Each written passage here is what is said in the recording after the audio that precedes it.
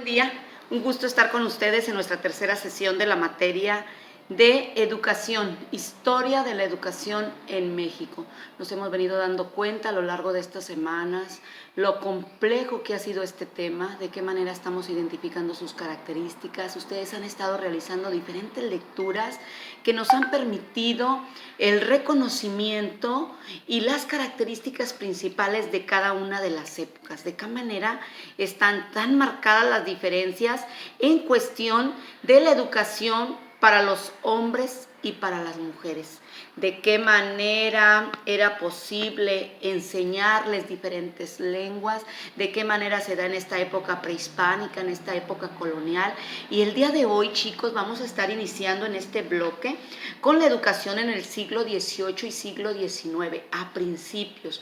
¿Qué sucede? ¿En qué manera cambia toda esta cuestión de los frailes a tener una educación más escolarizada? ¿De qué manera se forman estas nuevas instituciones que albergaban a chicos, a jóvenes, adultos, en la manera de enseñarlos, de instruirlos y de qué manera estaban capacitados los maestros? Se da la creación de la Secretaría de Educación Pública, se habla ya de un artículo con estas reformas que hablaban de la educación gratuita y laica. Vamos a estar viendo a lo largo de esta sesión, chicos, cómo partimos de este siglo XVIII y principios y mediados del siglo XIX, cómo era la educación de las mujeres, de qué manera influía la familia, toda esta cuestión educativa que hemos venido abarcando con las distintas fechas y las distintas épocas. Primeramente, jóvenes, en el siglo XVIII, chicos, se pensaba que el principal papel de la escuela era la formación religiosa y moral de los niños. La educación debía servir primordialmente para enseñar la doctrina cristiana y la lectura. Recuerden que hablábamos a finales del siglo XVIII y de qué manera la lectura era un auxiliar en el aprendizaje de la religión, toda esta cuestión del cristianismo y sobre todo uno de los motivos fundamentales para recomendar la fundación de las escuelas pías en 1786 y que fue la multitud de jóvenes muy centrados en toda esta educación, pero que influía mucho la cuestión religiosa, aún de los principios esenciales de nuestra religión. Dentro de las autoridades que se preocupaban por la formación moral de la juventud, pues era precisamente transmitir esa moral necesaria, no solamente para la salvación de las almas, sino para el orden y la paz de la sociedad. Recuerden que hablábamos de esta época colonial, cómo se da, ¿verdad?, todo este complejo estudio y enseñanza del castellano. La cuestión de la influencia ilustrada pues se manifestaba en un mayor interés por promover hábitos de la industria, las habilidades técnicas. No solo se esperaba producir un hombre religioso y moral, sino también un hombre ordenado, trabajador y en paz, dentro de lo que es esta educación indígena y el trabajo del cual estamos hablando en estas épocas, y sobre todo que se recomendaba enseñar a los niños de las escuelas pías la lectura, la escritura, la aritmética, además de la religión. Ya en cuestión de cómo los maestros eran estos hombres laicos, no frailes. Recuerden que en la época que veíamos de la colonia, pues eran los frailes los que enseñaban, ¿verdad? Se hablaban de diferentes congregaciones. En este siglo XVIII, las escuelas tienen un cambio muy radical, ¿sí? Los maestros eran hombres laicos, no frailes. El financiamiento no era de la iglesia, sino de los padres de familia y de las cajas de la comunidad. Y además de la doctrina, se enseñaba a leer y a escribir el castellano. Dentro de toda esta educación indígena, de esta temática que se habla de la familia y la educación, chicos, es importante ir reconociendo estas características y sobre todo que la historia de la educación en México ha transitado por diferentes etapas que han enriquecido, que le han permitido, ¿verdad?, conformarse como un espacio reconocido y valorado en el entorno académico del cual estamos hablando. Sus objetos de estudio se han ido definiendo, a la vez que diversificando, lo cual ha permitido la generación de importantes investigaciones que dan cuenta de la actual historiografía de la educación mexicana. Esta diversidad, estos enfoques, esta metodología, todas estas cuestiones novedosas que se dan en el país y que se dan en esta época, ¿verdad? Ha permitido un tránsito hacia nuevos caminos por la historia de la educación. Es importante cómo nos vamos llevando de este siglo XVIII, ¿verdad?, al XIX, y de qué manera se dan todas estas ideales, todas estas cuestiones en cuestión de los liberales de la Ilustración del siglo XVIII, que da más que nada el desarrollo del individuo y los propósitos del Estado. Esta educación de masas del siglo XVIII y del siglo XIX, esta educación elemental para todos, esta institucionalización para todos. Vamos a ir abarcando, chicos, de pronto en una línea del tiempo que nos va a permitir los sucesos más importantes de esta época. En 1833, dentro de lo que es Valentín Gómez Farías, en 1833 se realiza una reforma legislativa radical al crear la Dirección General de Instrucción Pública. En octubre de 1842 se da la campaña lancasteriana, donde fue convertida en Dirección General de la Instrucción Primaria hasta 1845, donde se realizaban diferentes concursos para selección de libros de textos. Ya en el 1867 se da la Ley Orgánica de Instrucción Pública, una de las primeras acciones en pro de la educación del gobierno ya de Benito Juárez. Vamos a ir abarcando, chicos, estos siglos, vamos por este fascinante mundo del proceso educativo y cómo se da en el siglo XIX, al inicio de esta vida independiente en el país. La educación fue una de las primeras preocupaciones. Y durante el primer imperio mexicano, desde Agustín de Iturbide, a falta de los fondos para realizar un proyecto educativo, se deja en manos de la compañía lancastarina, de la cual venimos hablando, para que ésta se encargue precisamente de fundar escuelas elementales y normales. En la época que hablamos de Valentín Gómez Farías, se ponen en acción los proyectos constitucionales de 1824, en favor siempre del sistema público de educación, y se define su actividad política como el gran promotor de la instrucción popular del México independiente. Así, el Estado, y no el clero, sería el responsable de las nuevas decisiones en materia educativa. Dentro de la incursión que se da también en las mujeres, porque recuerden que estaba muy marcada en la época prehispánica y en la época colonial, donde únicamente había escuelas determinadas donde las mujeres podían asistir, pero el objetivo a lo que podían aspirar era para ser buenas amas de casa, para casarse, para ser buenas esposas, cuidarlas, ¿verdad? Entonces es importante, chicos, de cómo era la educación de las mujeres, cómo se da esta enseñanza del siglo XIX, cómo es muy influenciada aún por la iglesia, ¿verdad?, en todos los niveles, y se sigue contemplando a la mujer en un papel secundario. La incorporación de la mujer al sistema educativo, según la iglesia, era una forma de moldearla, de irla formando en principios, en valores cristianos, y más que nada, chicos, al elemento cohesionador de la familia y el hogar. Somos el pilar de la familia, ¿verdad? Entonces, durante estas épocas, pues era muy marcada el tipo de educación que se les daba. Y se remonta, ¿verdad?, su inserción ya en el porfiriato. Y su entrada profesional iba acompañada de una u otra forma a su ingreso al mercado laboral. Recordemos que dentro de las primeras escuelas, la creación de la preparatoria, la instrucción secundaria, se recibían diferentes planes de estudio y sobre todo la educación preparatoria, que estaba más enfocada a los jóvenes. Sí, estaba muy marcada esta diferencia. Ya en 1907 se tiene acceso a las mujeres, ¿verdad?, en todo lo que es esta instrucción, esta educación secundaria para mujeres, donde los contenidos eran diferentes en ambas escuelas. Al terminar estos estudios, optaban por el título de profesoras de primera clase, las cuales eran examinadas, aprobadas, igualmente para ser buenas mujeres del hogar. ¿sí? Ya dentro de lo que era esta fecha. Entonces es importante reconocer, chicos, que la fe cristiana, la familia y el hogar fueron los primeros tópicos en los que se instruían a las mujeres, además de la maternidad y el cuidado de la familia.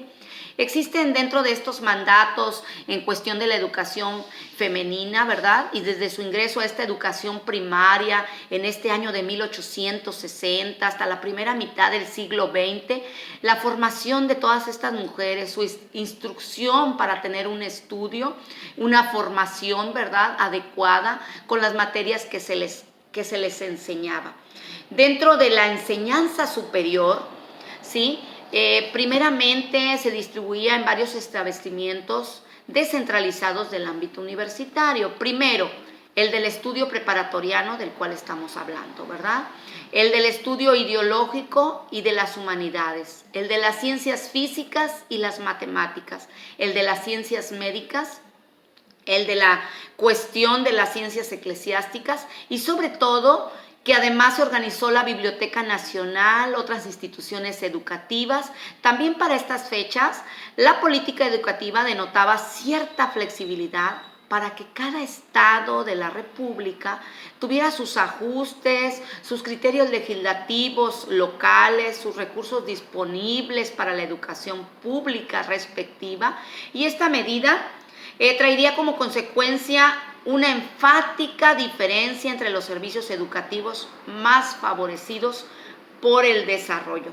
Dentro de lo que es la Escuela Nacional Preparatoria, chicos, se da fundada por Gabino Barreda por órdenes de Benito Juárez con el lema Amor, Orden y Progreso. Tras la reforma educativa de estos años, Juárez veía en la educación el instrumento para terminar con la era del desorden y la anarquía que imperaba en México. Inició sus labores el 1 de febrero de 1868 en el edificio del antiguo Colegio de San Ildefonso. Su currícula se caracterizó desde un principio por toda la cuestión del enciclopedismo, como por su estricto apego al método científico y como un medio para superar disputas y conflictos de carácter religioso que había provocado, recordaremos, diversos conflictos durante gran parte de este siglo. Se consideraba que era necesario enseñar los métodos de experimentación, de deducción a los mexicanos para que dejaran de explicarse mágicamente el universo y la vida social. El hombre debería de usar la inteligencia para descubrir, mediante el método científico, las leyes generales del mundo. Es por ello que los programas de estudio se hicieron en base al positivismo, toda esta cuestión, ¿verdad?, que se da en esa época, todo el orden lógico que va de lo más abstracto, lo más concreto, lo más complejo, empezando por las matemáticas y terminando por la sociología. Es importante, chicos, que recalquemos, ¿verdad?, de qué manera se da la incursión de la mujer, de qué manera se da en 1905 la creación de la Secretaría de Instrucción Pública y Bellas Artes, donde el titular era Justo Sierra. Ya en octubre, un poco más adentrado, ya en octubre 12 de 1921, se crea la Secretaría de Educación Pública y en la presidencia se encontraba Álvaro Obregón, donde era titular José Vasconcelos y concluyó el 2 de julio de 1924.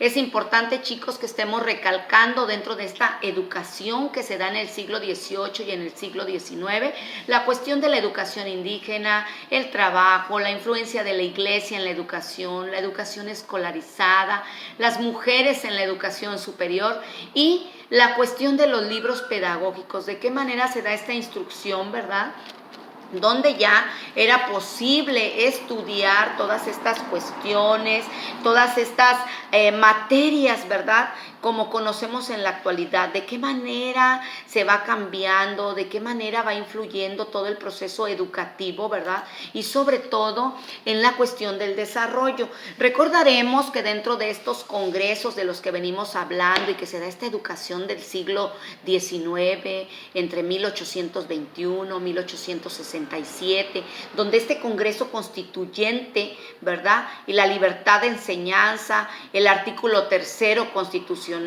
de qué manera los conservadores rechazaban la Constitución de 1857, por irreligiosa, inmoral, por tener principios filosóficos abstractos, ajenos al pueblo mexicano.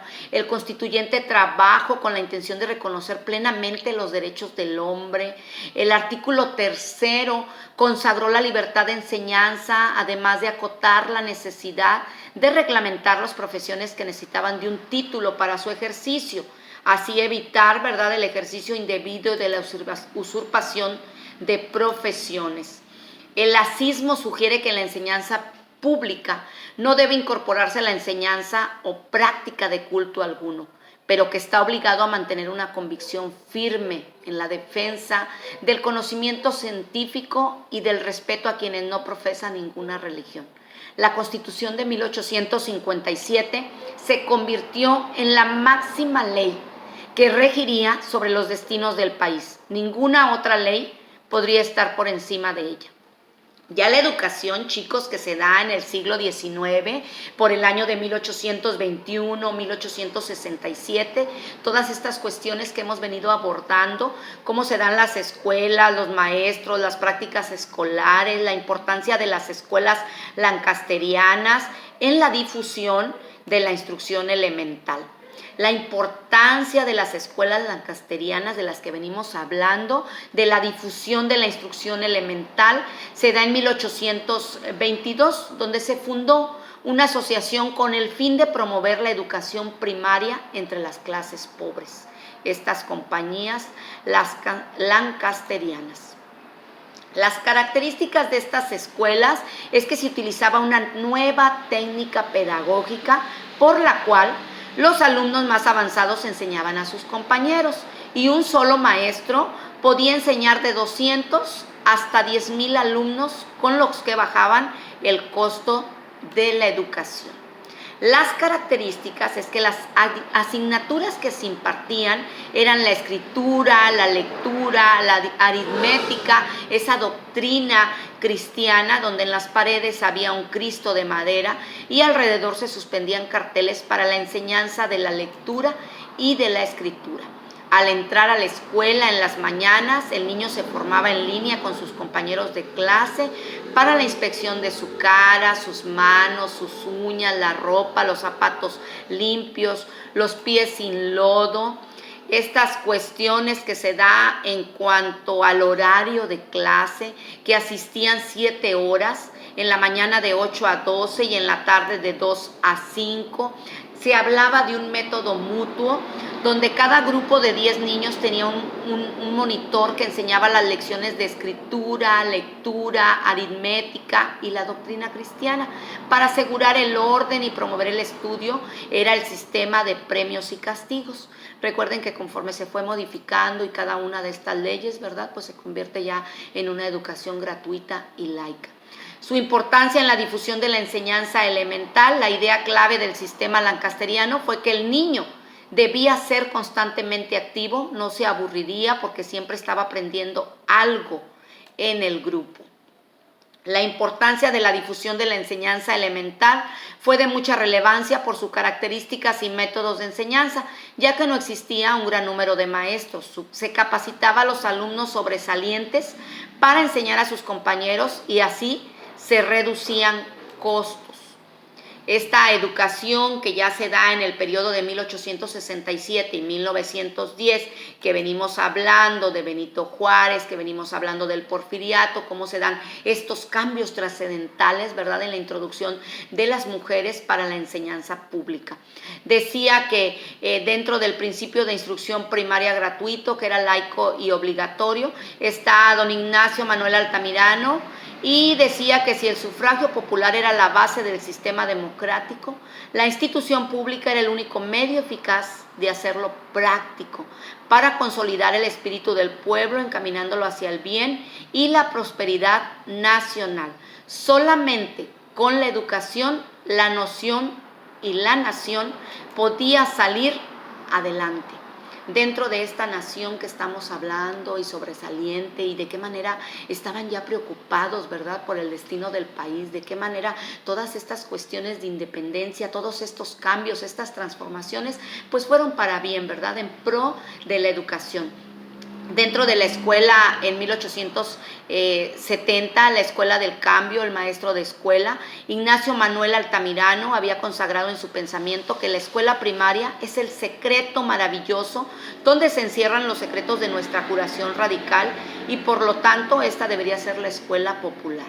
El maestro de la escuela, la enseñanza de las escuelas primarias están bajo el régimen doctrinal y del ayuntamiento. De ahí era el caso de la autorización de una licencia para el establecimiento de escuelas y del magisterio. De ahí se le consideraba como profesión libre. La escuela del campo, ¿verdad? Se comparó la gran diferencia que existe entre la escuela de la ciudad y la del campo. Se describiría la ciudad y sus condiciones, qué tan malas, qué tan buenas eran, ¿verdad? Por estar alejadas dentro de lo que era la comunidad. Se dan todas estas cuestiones del cambio. Es así como llegamos, chicos, a la cuestión del artículo 3, donde dice que todo individuo tiene derecho a recibir la educación, el Estado, la Federación, el Estado, el Distrito Federal, los municipios, impartirían educación preescolar, primaria, secundaria y media superior. La educación preescolar, primaria y secundaria conforman la educación básica. Esta y la media superior serían obligatorias. Dentro de la instrucción pública, laica, gratuita y obligatoria, se imparte el Estado, es laica porque hubo una separación, se da una separación entre el Estado y la Iglesia, y de ahí se deriva que al ingresar un individuo a la escuela puede profesar la religión de su preferencia o no profesar ninguna y no ser discriminado. La educación es gratuita porque el gobierno paga a los maestros para que la impartan. La educación es obligatoria porque todo individuo debe de gozar de los mismos beneficios. Chicos, voy a estarles agregando diversos complementos, varios PDF. La semana pasada únicamente incluí las páginas solicitadas de diferentes lecturas para ir viendo toda esta cuestión de cambios, características, transformaciones que se dan en la época. Asimismo, chicos, las distintas actividades para una mejor comprensión temática. Así que iniciamos en las distintas plataformas.